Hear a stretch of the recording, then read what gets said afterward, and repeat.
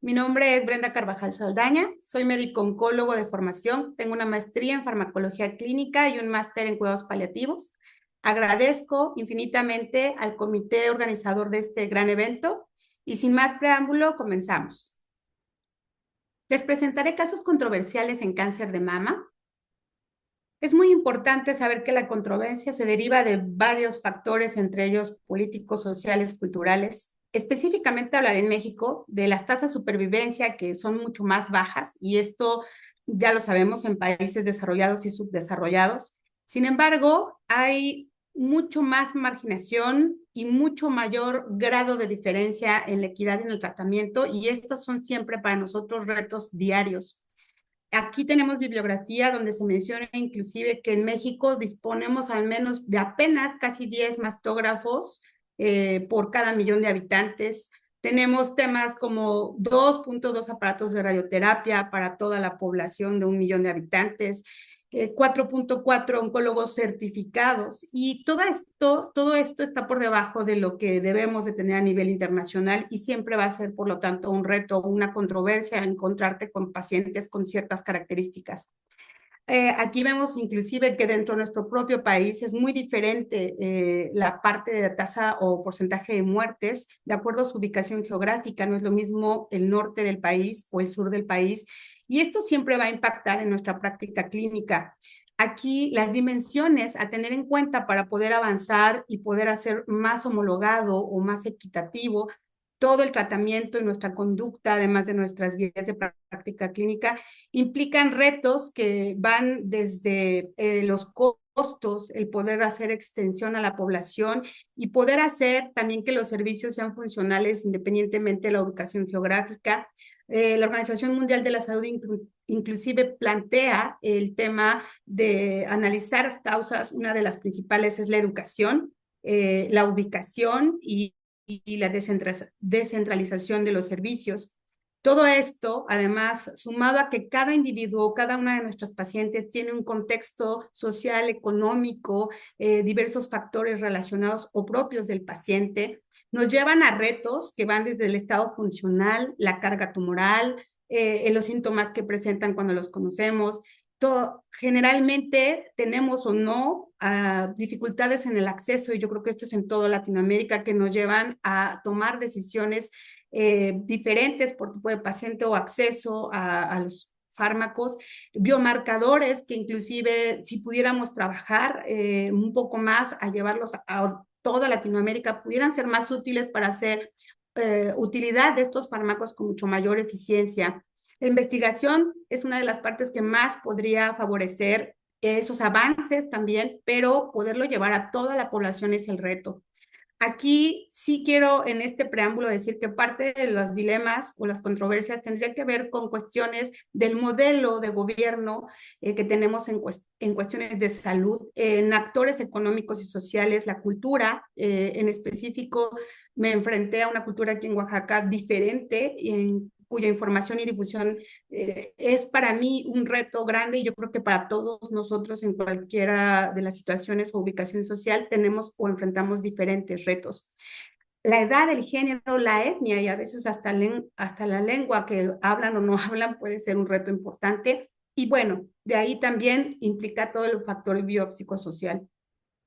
De aquí, por ejemplo, me iré al caso 1, que aquí están sus iniciales. Es una mujer de 36 años que durante la pandemia, como a todos, llegó todavía a un agregado de dificultad para poder hacer su detección y atención. Ella con 36 años habita en San Juanito Tonameca, a 6 horas de Oaxaca de Juárez y a 12 horas de la Ciudad de México. Ama de casa y con poca escolaridad, escribe y lee bien, nada más y de factores como tal de salud o antecedentes. No conocía en ese momento ningún antecedente o familiar de cáncer y con un estado funcional apropiado y sin otra comorbilidad, llevaba ya 6 a 8 meses buscando la atención y logramos verla en septiembre del 2020. Cuando llega la atención, tiene su exploración física, actividad tumoral en la mama derecha de aproximadamente máximo 6 centímetros, un conglomerado importante a nivel axilar y ipsilateral, e inclusive ya tenía infiltración tumoral a nivel supra e infraclavicular. La mastografía corrobora los datos. Finalmente tenemos aquí ya como estadio clínico una etapa 3C. No tenía metástasis a ningún nivel, afortunadamente, hasta ese momento. Y tenía ya un carcinoma ductal infiltrante tomado por biopsia de Trucut. Su inmunistoquímica reflejaba estrógenos en expresión 40% y progesterona una expresión muy baja, con un Ki67 solo del 5% y finalmente un HER negativo. De esta parte, obviamente al enfrentarnos a esto, sabemos que es inoperable, se le dio quimioterapia neoadyuvante y se le llevó antraciclina al esquema secuencial básico. Aquí el taxano se dio en forma semanal y la mastectomía radical modificada se logró hacer el 19 de abril. Mencionaré que inclusive fue un poco difícil el manejo sintomático y la adherencia un poco al tratamiento por cuestiones de ubicación geográfica. También, desafortunadamente, tuvimos una respuesta patológica parcial con una enfermedad residual de al menos el diámetro máximo de 4.2 centímetros y no tenía en ese momento no se tocaba o no se palpaba infiltrado ganglionar. Sin embargo, en la histopatología sí detectaron 7 en 23 ganglios que fueron resecados y posteriormente se le llevó a la radioterapia, lo cual fue de verdad, tremendo reto durante la pandemia, apenas con tiempos muy marginales. Y con toda esta parte, tratamos de ver si había TILS o no. Es muy difícil encontrar patólogos que tengan la calidad para hacer este tipo de determinaciones. Nos planteamos, y ella planteaba que seguía, porque había sobrado enfermedad, ¿no? Si eso implicaba que todavía está enferma, entre otras cosas. Su temor o principalmente, o su pregunta era si iba o no iba a recibir más quimioterapia, si realmente ya había dejado de arreglar, había o requería o no tener una terapia hormonal agregada para bloqueo, etcétera, porque se le habló de esta parte. Y finalmente se le hizo una salpingoforectomía bilateral, sabiendo que es difícil para ella la adherencia al tratamiento en cuanto a una parte química o poder lograr la castración química.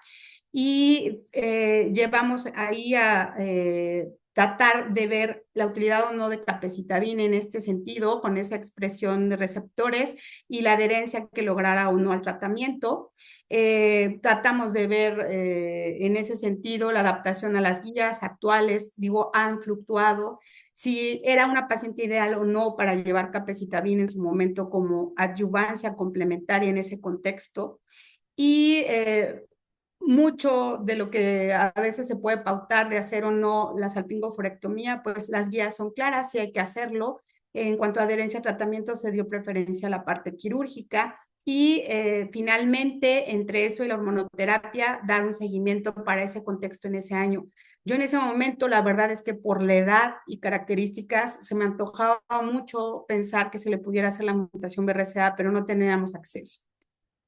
Justo 2 años, o más o menos 2 o 3 años después, llega ella misma con su hermana, con un temor porque se había hecho un ultrasonido, algunos estudios. Su hermana de 32 años, en abril del 2023, acude con nosotros de la misma ubicación geográfica. Ella es estilista, ella estudió hasta la secundaria, pero finalmente también con ella en específico, el tumor tenía mucho menos tiempo de haberse el ultrasonido. Tal vez el que su hermana hubiese tenido este seguimiento y su comunicación lo logró hacer que fuera más rápido, con un buen estado funcional y sin comorbilidades, pero entonces ya tenía el antecedente de su hermana, 4 años mayor que ella, que había tenido cáncer de mama.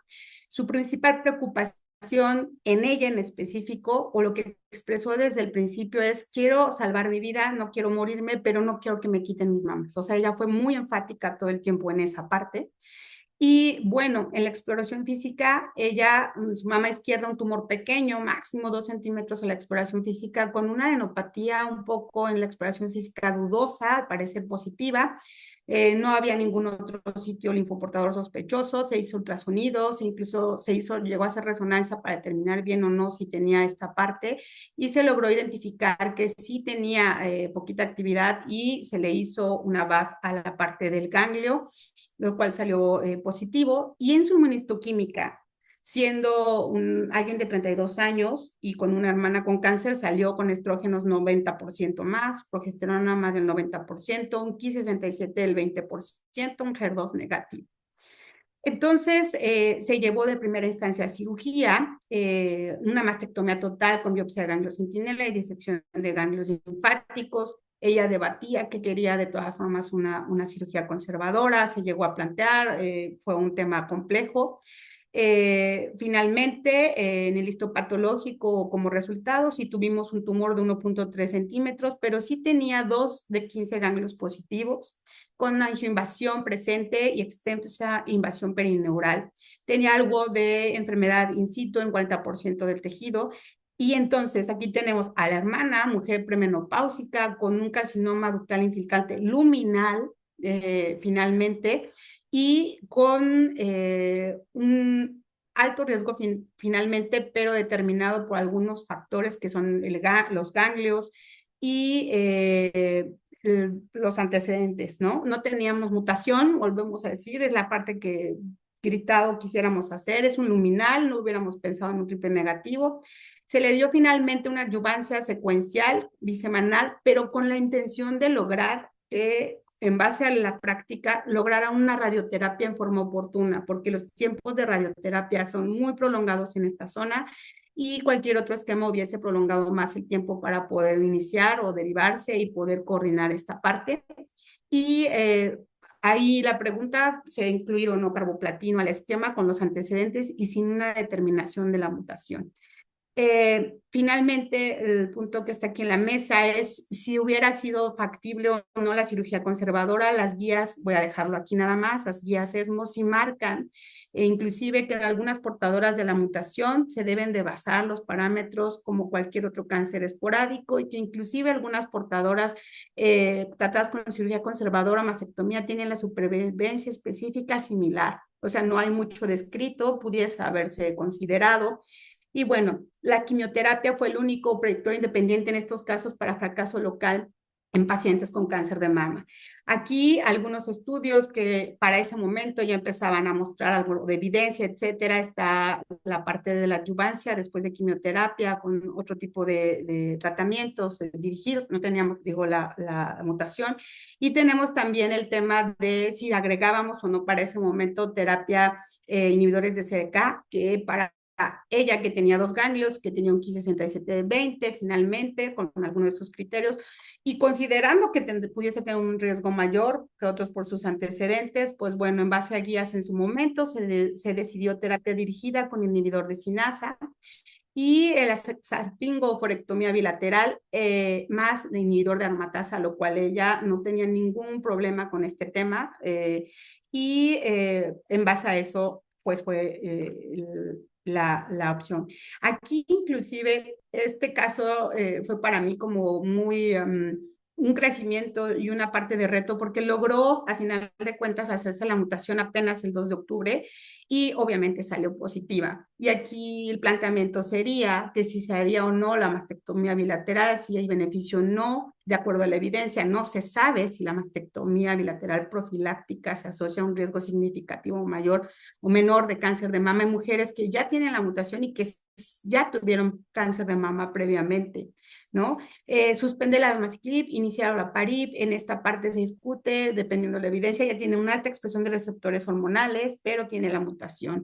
El tiempo o algo, hacerlo o no, el sentido de hacer la mutación. Bueno, ese es uno de los retos. Otro, por ejemplo, en caso clínico 3, mujeres de tercera edad o personas, mujeres geriátricas, en cuyo contexto implica esta mujer de 82 años, también radica en Oaxaca, está como a 3 horas de Oaxaca, 3 horas de Puebla y al menos unas 5 horas de la Ciudad de México, pero no se quiere mover de su casa. Ella es ama de casa, es analfabeta, habla mixteco, no habla español, habla muy poco español, pero tiene una red de apoyo muy sólida y un nivel socioeconómico muy alto porque tiene familiares en Estados Unidos, comerciantes, y entonces todos querían como que se le diera el tratamiento a su mamá. Aquí, por ejemplo, ella ya tenía osteoporosis de larga evolución, con un tratamiento más o menos, y la hipertensión arterial que sí estaba controlada. Lo único que su estado funcional era bueno, caminaba, ¿no? Llegó sin ningún problema, era realmente parcialmente independiente, de hecho vivía sola, y lo único que ella quería era salvar su vida, pero continuar con su calidad de vida. Realmente no le gustaban los médicos, pero todos querían hacer algo por su mamá. Entonces, en la exploración física, mama izquierda, cuadrante inferior externo con un tumor de unos 3 centímetros y un nódulo mal definido a nivel axilar como de 1 centímetro. Finalmente ella con estudios múltiples se corrobora y se llega a un carcinoma ductal invasivo, un grado 2, cuya primera pauta era pues llevar a la cirugía. A ella se le llevó a cirugía conservadora porque de hecho sí era la dificultad de que ella entender que iba a perder su mamá o no, como que no quería hacerlo y la convencimos al final de una cirugía conservadora con biopsia de ganglio centinela y pues había el recurso económico. En esta parte, por ejemplo, ella con un tumor pequeño que es un PT1B, con un carcinoma ductal invasor, pero con una diferenciación mucinosa, que ahí hace un poquito de ruido, finalmente un grado histológico 3, ¿no? Y ausencia de metástasis en los ganglios, ¿no? De la parte centinela. Después de esta parte, finalmente, pues radioterapia que se tenía que hacer, pero en la inmunohistoquímica finalmente es receptores de estrógeno positivos, no expresaba progesterona y tenía un Ki67 de 20%, pero sí tenía un HER2 sobreexpresado o amplificado. Entonces, aquí tenemos una mujer posmenopáusica, geriátrica, analfabeta, que no habla español, con alto nivel socioeconómico y una red de apoyo finalmente de sus hijos y una gran preocupación. Posoperada, que llevó a esa parte del tratamiento, con un luminal B y una expresión de estrógeno considerada para tratamiento. Y aquí es, ¿damos o no damos terapia anti-HER, ¿no? Y en base a qué haríamos, pues o dábamos o no dábamos un doble o triple bloqueo en una paciente con un tumor pequeño cuando ya tenemos todo eso para evitarle que la señora, no sé, digo, eso evidencia no existe, pero ellos lo llegaron a plantear porque lo habían leído, ¿no? Aquí otro tema es la adherencia al tratamiento. No hay una cultura como de adherirse a un apego de medicamentos, etcétera. Y esto está debatido o discutido en el mundo, inclusive se muestran estudios un poco que platican o que más bien demuestran que hay un tema con la adherencia a un tratamiento hormonal o un tratamiento a largo plazo y que factores que pueden favorecer una falta de adherencia pueden ser uso de otros medicamentos, analgésicos, tema de medicamentos gastrointestinales, uso tal cual, pero la parte de edad más avanzada, de un estado de índice de comorbilidad en geriátricos que pueda no ser el mejor, como en el contexto de esta paciente. Y pues en la terapia endocrina, en la toma del paciente, sí es importante la adherencia para decidir riesgo-beneficio y saber si realmente la red de apoyo familiar que tiene la paciente lo va a lograr. En base a la evidencia de dar o no dar un tratamiento anti-HER, del riesgo-beneficio, pues sabemos que aquí hay un tema de mayor riesgo de recaída y en base a esto y hacer un tratamiento y llegar a un consenso con la familia, pues se decidió dar taxano, ¿no? Taxano semanal más trastuzumab o en este esquema para poder dar como la adyuvancia y se propuso empezar con el tratamiento primero de la osteoporosis y todo esto para poder plantear el tema de, en base a eso, empezar la hormonoterapia, ¿no? Y ha sido difícil, pero pues ha llevado un seguimiento y bueno, tenemos retos con este tipo de pacientes con características de dinámica familiar, socioeconómico, cultural. Otro caso más, por ejemplo, es mujeres también jóvenes. He encontrado muchas mujeres jóvenes, eso me llama la atención, pero bueno, eso puede estar sesgado. Aquí esta mujer de 40 años, ¿no? Que radica en Chalcatongo, a 3 horas de Guajuapan y a varias horas de la Ciudad de México y de Oaxaca de Juárez. Ella finalmente es muy común, ama de casa, analfabeta, habla mixteco con poco español, es un reto realmente, cuyas características la hicieron que después de un año lograra llegar a la atención médica bajo una campaña desde como las de octubre precisamente, o llegó, y poder entonces hacer una pauta. Ella lo único que quería cuando vio todo eso, estaba aterrada y quería salvar su vida, ¿no? Con 2 hijos pequeños, no se había logrado atender, pues porque tenía que ver a los hijos, en fin.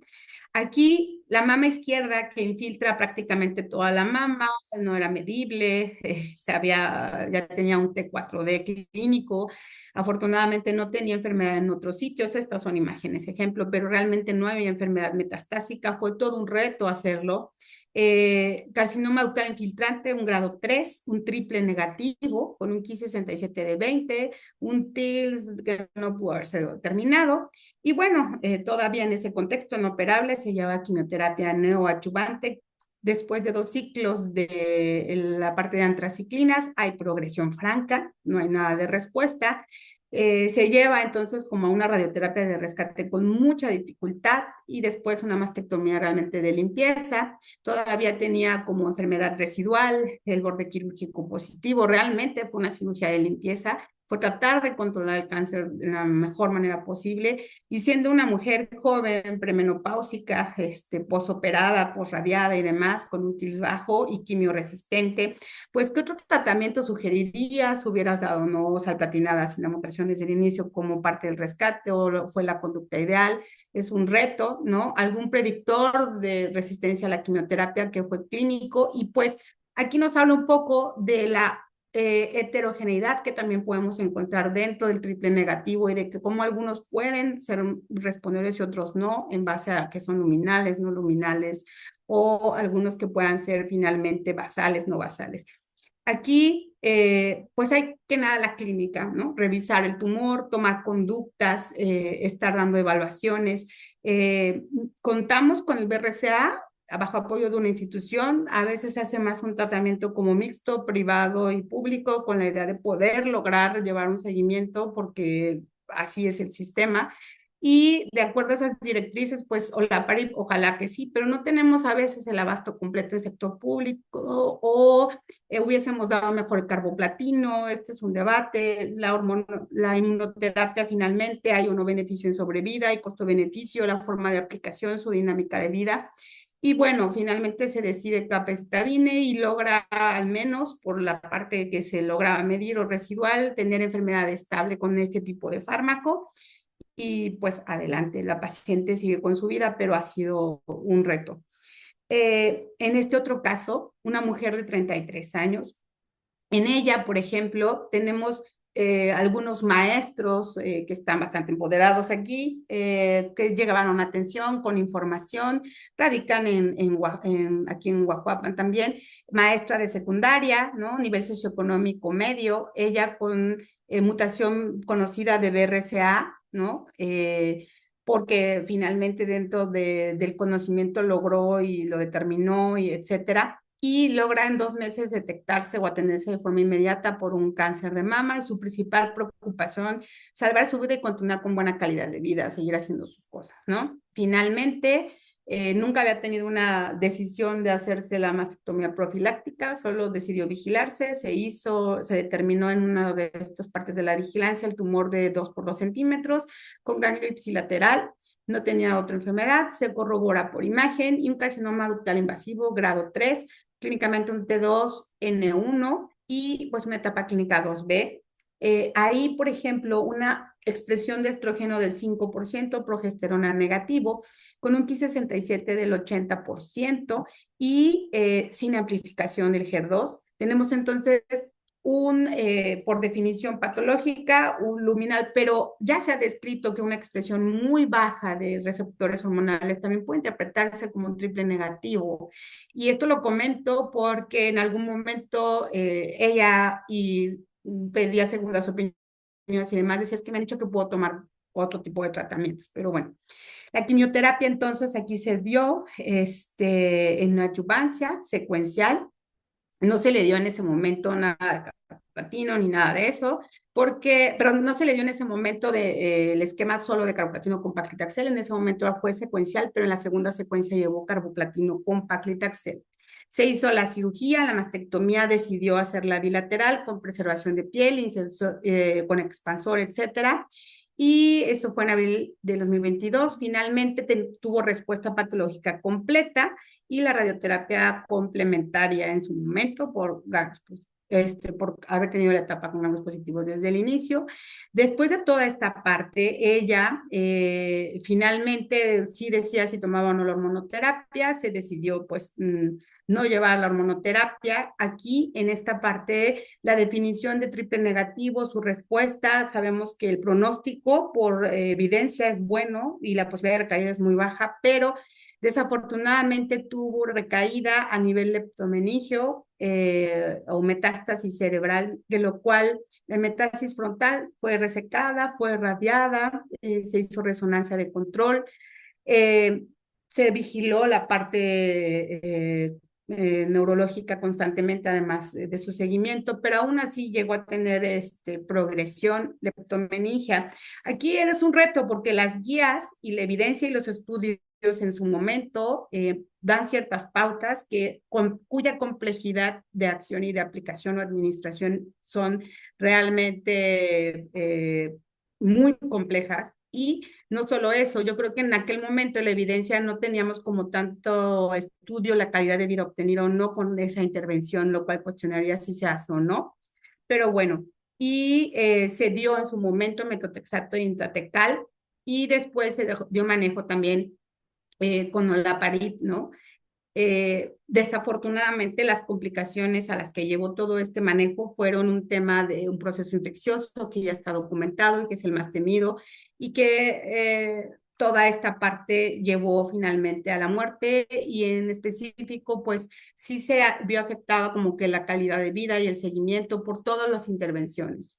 Aquí dejo en la mesa puntos a discusión desde la elección de la quimioterapia intratecal o no en pacientes con el nivel de evidencia en aquel momento y la evaluación no de calidad de vida con dichas intervenciones, a pesar de haber demostrado beneficio, ¿no? Contra no hacer nada. Otra parte también es en ese tipo de pacientes con mutaciones, el papel de la terapia sistémica en combinación con terapia intratecal, nuevas terapias que ahora existen que yo creo que deben de ser consideradas para riesgos-beneficio de acuerdo al caso, penetración al sistema nervioso central en base a su farmacocinética, si realmente lo que elegimos puede ser o no lo más viable, y la recidiva o después de la respuesta patológica completa, es decir, la evidencia muestra una cosa, los retos son otros. Finalmente, creo que el acceso a algunos tratamientos que sabemos que son los indicados es lo que nos dificulta mucho más la práctica. Yo quiero poner en la mesa, finalmente, que parte de lo que todo lo que hacemos lleva un manejo multidisciplinar, lo sabemos y lo mencionaron en este gran evento, y el tratamiento a modificarse va a depender si nuestro objetivo es curar o solamente es inclusive controlar la enfermedad o prolongar la vida. Pero desde el momento que tenemos el diagnóstico de cáncer ya hablamos de cuidados paliativos, no solo en pacientes terminales. Desde el momento del diagnóstico ya lo hablamos, lo tenemos que plantear porque eso ya maneja tanto al paciente como a la familia, amigos, a los cuidadores y todo el manejo del equipo de soporte que debe de haber según el caso y de acuerdo a la etapa.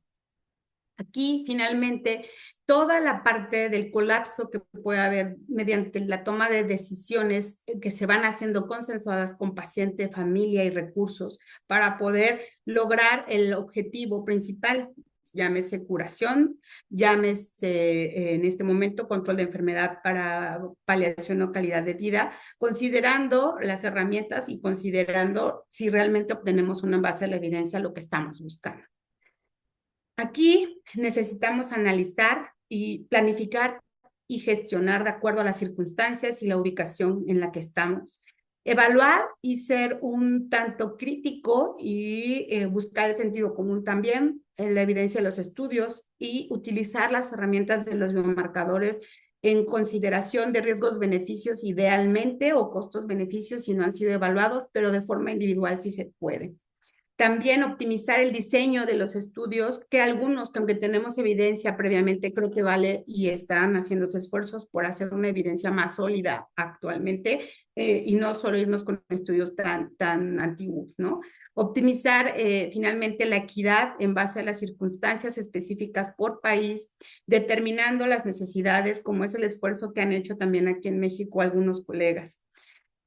Buscar si hay o no, por un lado, como pros, las opciones de tratamiento son las viables, las tenemos, las podemos o no ocupar, y lo que implica el costo o no del tratamiento y mayor conocimiento de toda esta enfermedad, pero tratar de quitar los factores confusores, buscar tecnologías avanzadas, pero buscar al mismo tiempo la equidad a cualquier paciente, porque el cáncer no es una enfermedad de pobres o ricos, no es una enfermedad de raza, de género, ni de educación, es una enfermedad que ataca a la humanidad, se debe de conseguir.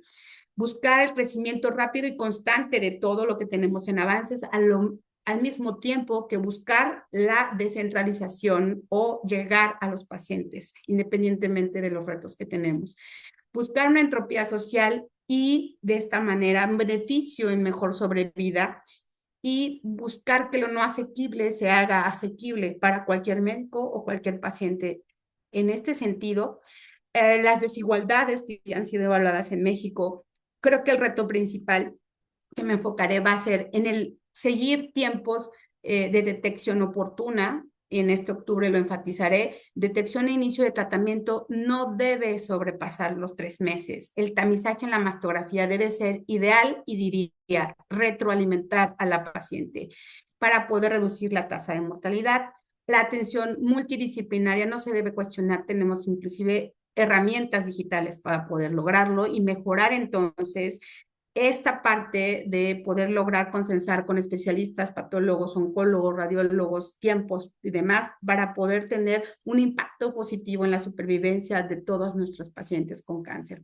Hay intervenciones y recomendaciones ya hechas por mexicanos que evalúan esta desigualdad, que es la prevención, la detección temprana, su diagnóstico, la especialización en oncología que debe incrementarse, pero además sí nos deben ofrecer mejor espacio laboral para poder ejercerlo, porque también ese es un reto de no poder lograr descentralizar, actualizar todo el compendio que tenemos de insumos y finalmente las guías de práctica clínica, poderlas usar, poderlas ejecutar, pero también debatir en base a, no sé, discusiones dentro de un comité.